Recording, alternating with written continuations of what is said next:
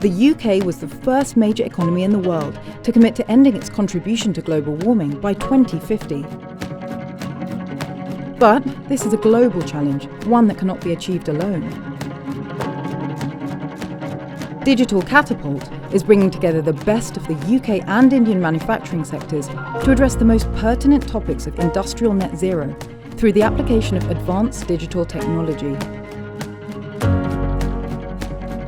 We know these technologies underpin the next phase of digital transformation for global businesses and can deliver a raft of benefits for an organization's green credentials.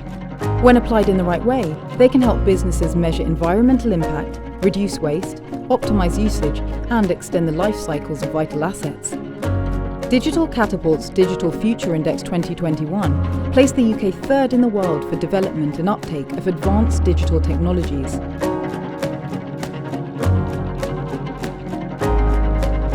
Now, a small cohort of innovative UK technology startups will explore applications of their existing products and services with titans of Indian industry